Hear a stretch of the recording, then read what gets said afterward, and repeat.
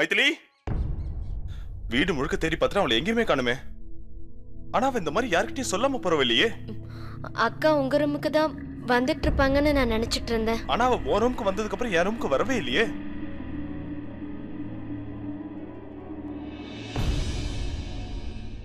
சரி, நான் போன் பண்ணி பார்க்கறேன். ஒரு நிமிஷம். சுராஜ், எதுக்காக உன் அம்மாவன் இப்படி அவமானப்படுத்திட்டு இருக்க? அவ காலையில இருந்து தானே வீட்டுல இல்லாம இருக்கா. அவ எங்கேயாவது கோயிலுக்கு போயிருப்பா. அதுக்கு போய் கால்ல சுடு தண்ணியை ஊத்திக்கிட்டு வீடு பூரா தேடுற. எல்லார்கிட்டயும் அவ எங்க எங்கேயாவது கேட்டுட்டே இருக்க. கொஞ்ச நேரம் பொறுத்திருந்து பாப்போம், அவ வந்துருவா. கடைக்கு எங்கேயாவது போயிருப்பா. வரலன்னா அதுக்கப்புறம் தேடுவோம். அம்மா, அவ இந்த மாதிரி என்கிட்ட சொல்லாம எங்கேயும் போனது இல்லம்மா. அட இருக்கட்டும், இன்னைக்கு அப்படி போயிருக்கலாம்ல. உன்கிட்ட சொல்லிட்டு போகணும்னு கிடையாது. ஏதாவது அவசரமா வாங்க வேண்டியிருக்கோம், அதனால போயிருப்பா. அவ ஒண்ணும் உன் பெரியம்மா மாதிரி கிடையாது. உன்ன உன் பெரியப்பா மாதிரி விட்டுட்டு ஓடி போறதுக்கு.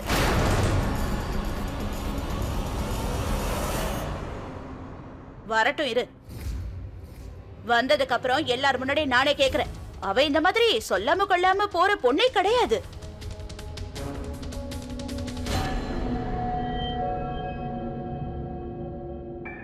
ஆமா பார்வதி, நீ போய் எல்லாருக்கும் டிஃபன் எடுத்து வை. அவ ஒருத்தி இல்லைங்கிறதுக்காக வீட்டு வேலையெல்லாம் அப்படியே கிடக்கணுமா என்ன?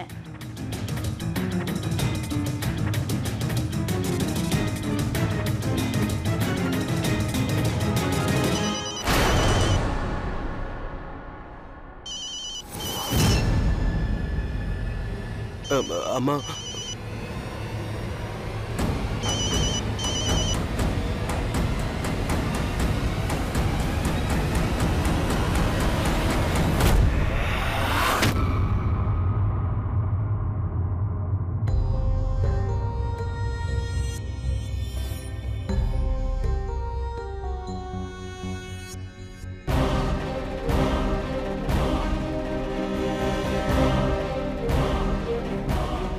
சுராஜ் மாமாவை சமாதானப்படுத்த தான் அத்தை அப்படி சொல்லியிருக்காங்க.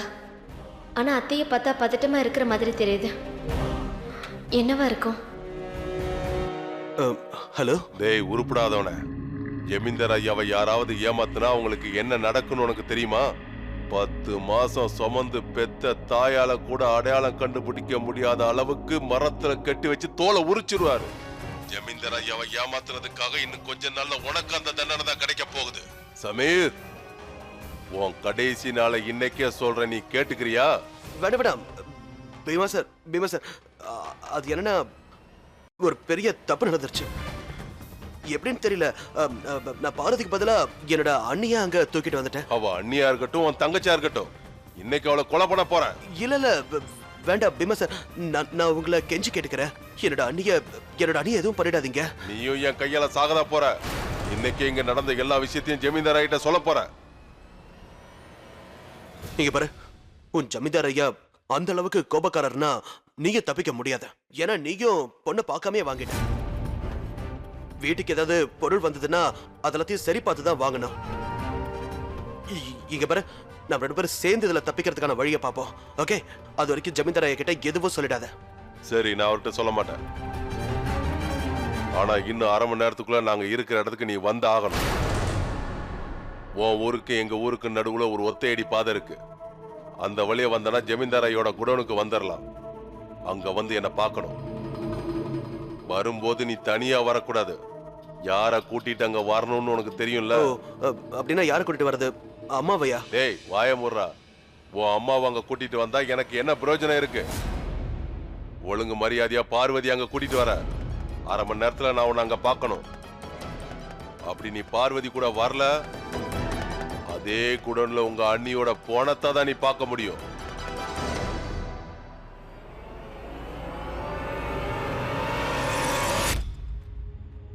அக்காவுக்கு ஃபோன் பண்ணீங்களா? அவளுக்கு தான் பண்ணிட்டே இருக்கேன். இங்கதான் எங்கேயோ சத்தம் வருது. மைத்திலி, என்னோட போன் இங்கதான் இருக்கு. மைத்திலி போனை கூட இங்கே வச்சுட்டு போயிருக்கா. அக்கா இவ்வளவு நேரம் ஆகியும் வீட்டுக்கு வரல. அவங்க கையில போனையும் எடுத்துக்கல. மறந்துருப்பாங்களோ? எனக்கு என்னமோ ஏதோ தப்பா இருக்கு. ஐயோ அண்ணி, அப்படிலாம் பேசாதீங்க. அந்த மாதிரிலாம் எதுவும் நடக்காது. நீங்க சொன்ன மாதிரி போனை மறந்து கூட வச்சுட்டு போயிருக்கலாம் இல்லையா?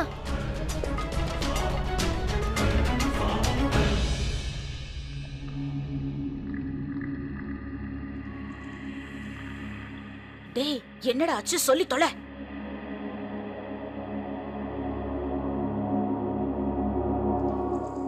அம்மா, ரொம்ப பெரிய தப்பு நடந்திருக்கு. என்ன பிரச்சனை நடந்தா சொல்லி தொலையேன். ஒரு நிமிஷம் இருக்க, நான் நிதானமாகறேன். இங்க பாரு, பயப்படாம கொஞ்சம் அமைதியா இரு. என்ன விஷயம்டா?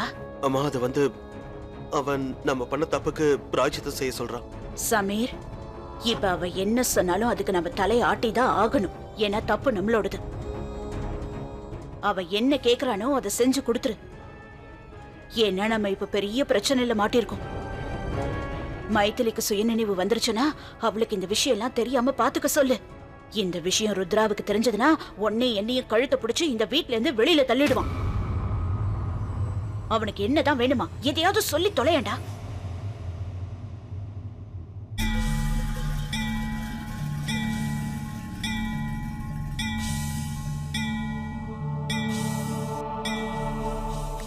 அவ காணாம போய் ரொம்ப நேரம் ஆயிடுச்சு. வீட்டு வேலையாவோ இல்ல கல்யாண வேலையாவோ வெளியே போயிருந்தா இன்னத்துக்கு அவ வந்திருக்கணுமே. அவ எங்க போயிருக்கான்னு தெரியலையே. நீங்க கவலைப்படாதீங்கண்ணா, அவங்க நிச்சயம் வந்துருவாங்க. போன வேலையில ஏதாவது மாட்டுக்கிட்டு இருக்கலாம் இல்லையா? அம்மா, அவன் என்ன சொல்றான்னா உடனே பார்வதியை கூட்டிட்டு வர சொல்றான்.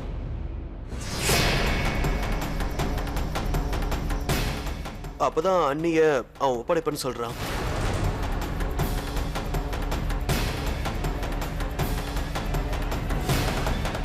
அம்மா, என்ன பண்றதுன்னு எனக்கு இப்ப புரியவே.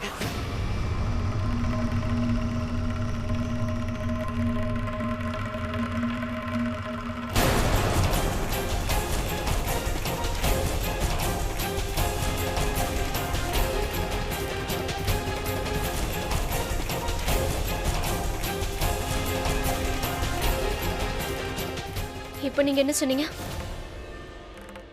என்ன? நாங்க எதுவும் சொல்லலையே. உனக்கு இப்ப என்ன வேணும்? இல்ல, அக்காவை எங்க இருந்து கொண்டு வரணும்னு சொன்னீங்கல்ல, அப்படின்னா என்ன அர்த்தம்? இங்க என்ன நடக்குது? அப்புறம் யாரும் ஒப்படைக்கணும்னு சொன்னீங்க? அக்கா எங்க இருக்காங்க? என்ன நடக்குதுன்னு சொல்லுங்க. அவங்கள எங்க இருந்து கூட்டிட்டு வரணும்?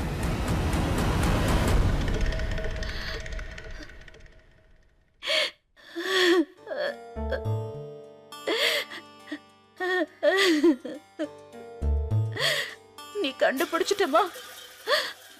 நாங்க இந்த விஷயத்தை யாருக்கும் தெரியாம மறைச்சு வைக்கணும்னு நினைச்சோம். ஆனா இனிமே எங்களால மறைக்க முடியாது. அக்காக்கு என்னாச்சுன்னு சொல்லுங்க. நம்ம மைத்திலிய கொள்ளைக்காரங்க தூக்கிட்டு போயிட்டாங்க.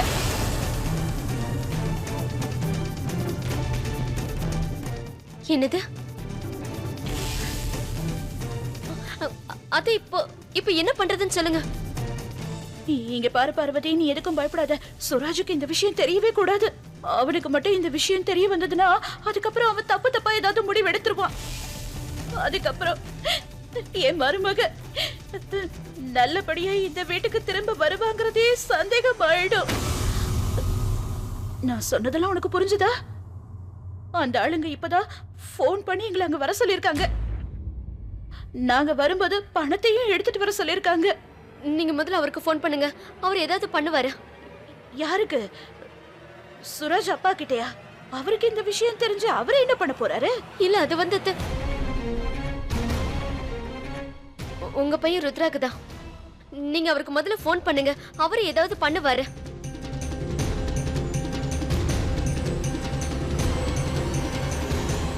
போனை கொடு.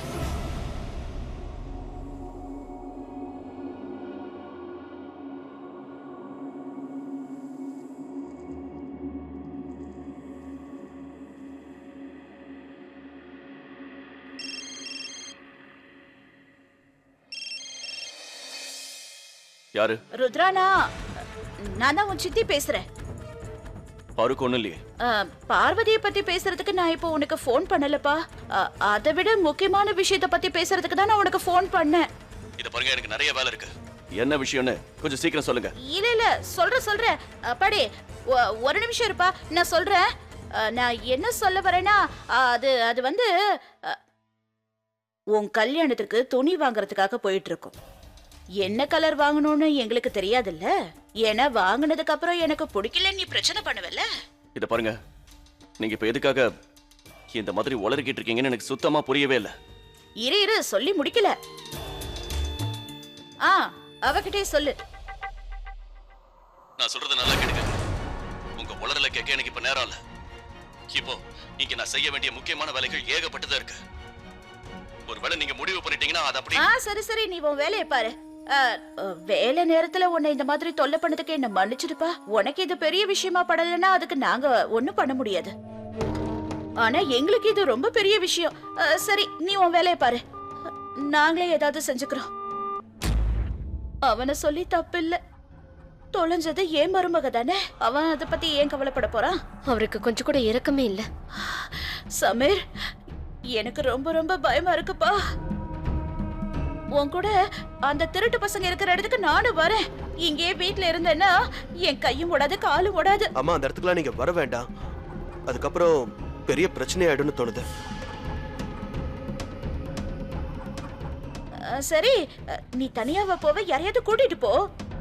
ஒருவேளை நீ அங்க சண்டை கிட்ட போட்டேன்னா அப்புறம் நம்ம மைத்திலிய யாரு காப்பாத்தி கூட்டிட்டு வரது? அவளை கூட்டிட்டு வர ஒரு ஆள் வேணும்ல. அத்தை, நான் அவர் கூட போறேன்.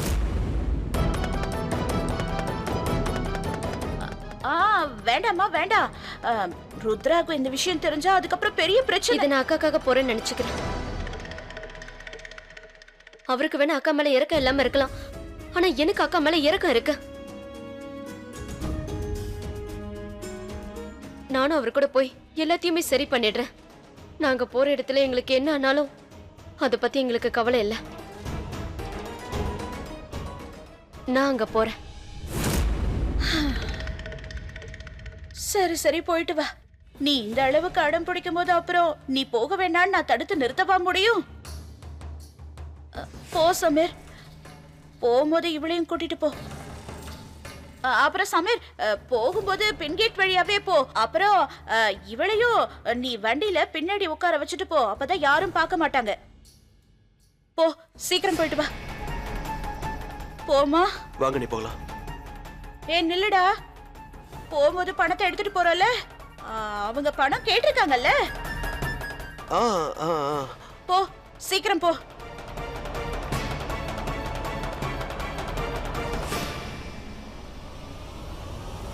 அம்மா அம்மா அம்மா, மைத்திலி அவ போனை வீட்டுல தான் வச்சுட்டு போயிருக்கா. ஆனா அவ இந்த மாதிரி கவனக்குறைவா போனை வீட்டுல எல்லாம் வச்சுட்டு போயிருக்க மாட்டாமா. அம்மா, ஏதோ ஒண்ணு நடந்திருக்கு, அது மட்டும் எனக்கு நல்லா புரியுது. அம்மா, அவளுக்கு ஏதாவது ஆயிருக்குமாம்மா? அமைதியா இரு. அவளுக்கு ஒண்ணு ஆகாது சுராஜ், அவ வந்துருவா. நீ வா, ஒண்ணு ஆகாது, பயப்படாத.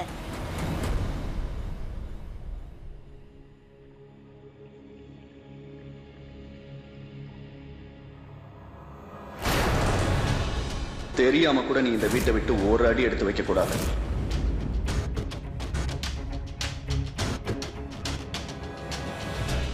அண்ணி, போலாமா?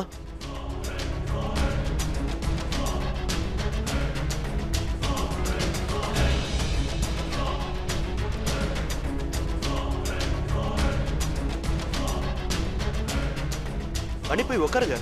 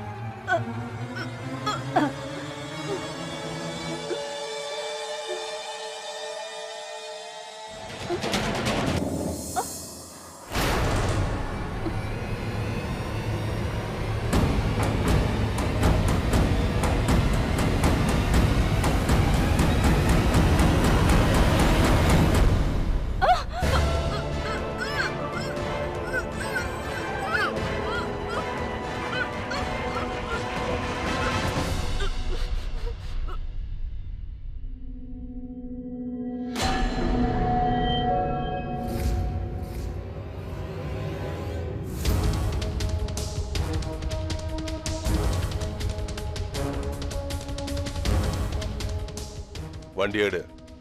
இந்த பொண்ணை தூக்கிட்டு உடனே குடோனுக்கு போகணும். அமைதியா இருந்ததெல்லாம் போதும் மோகினி. இனிமேலும் என்னால அப்படி இருக்க முடியாது. நம்ம வீட்டு மருமகளை காலையில இருந்தே காணோம். நான் இப்பவே போலீஸ்க்கு போன் பண்ண போறேன். நிச்சயம் மைதிலியை தேட அவங்க ஆக்ஷன் எடுப்பாங்க. ஒரு நிமிஷம் இருங்க.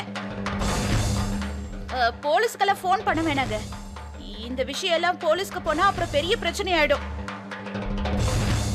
மைதிலிக்கு என்ன ஆச்சு, எங்க இருக்கான்னு எல்லாமே எனக்கு தெரியும்.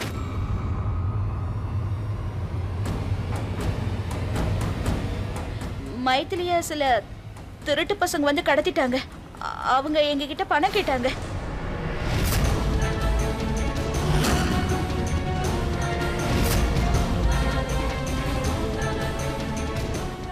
அம்மா எங்க என் மைத்திலி எங்கம்மா?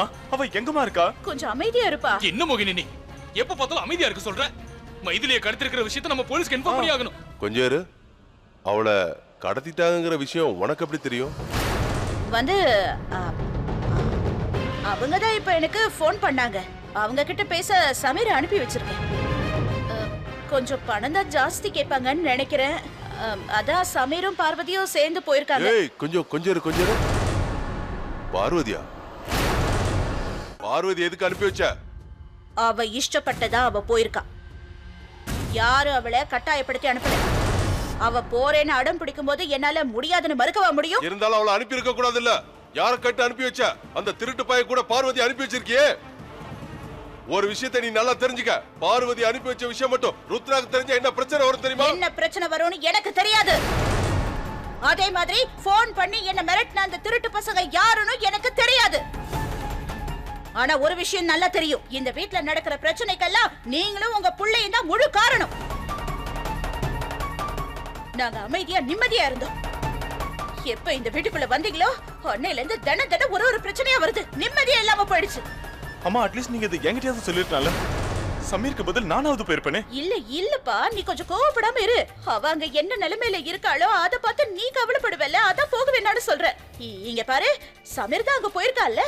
அவ ரொம்ப தைரியசாலி. எத்தனை பேரா இருந்தாலும் சமாளிச்சிடுவான். நீ உட்காருப்பா, கொஞ்சம் அமைதியா இரு, பேசாம இரு. இவனை பார்த்தாவது புரிஞ்சுக்கோங்க.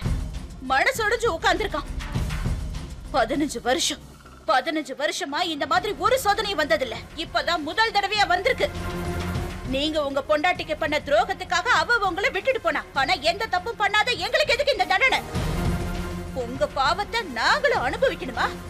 போதும், நாங்க இனிமே இங்க இருக்க முடியாது. எல்லாரும் கிளம்பலாம். வாய் முழு மோகினி. இதுக்கு மேல எதுவும் பேசாத. இது அண்ணனோட வீடு. இங்க அவர் எப்ப வேணாலும் வரலாம், எப்ப வேணாலும் போலாம். அத கேட்க நம்ம குடும்பத்துக்கு உரிமை இல்ல. இப்ப ஏதோ பிரச்சனை வந்து போச்சு.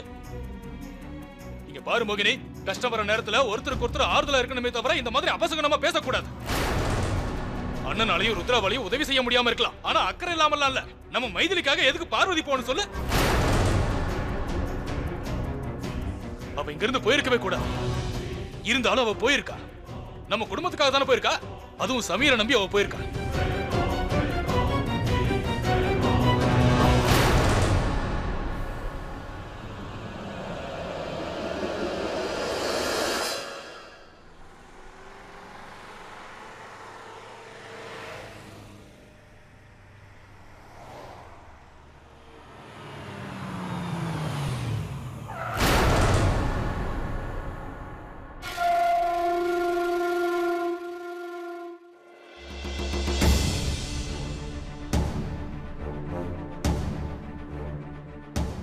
நீங்க இங்கே உட்காருங்க, நான் இதை வந்துடுறேன்.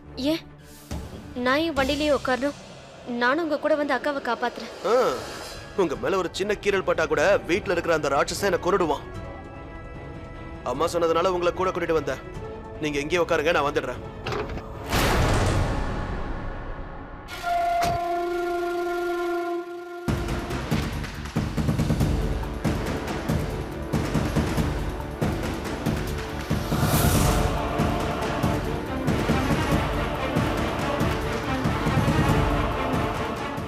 அப்ப சிவபெருமானே, என் அக்காவுக்கு எதுவும் ஆயிருக்க கூடாது.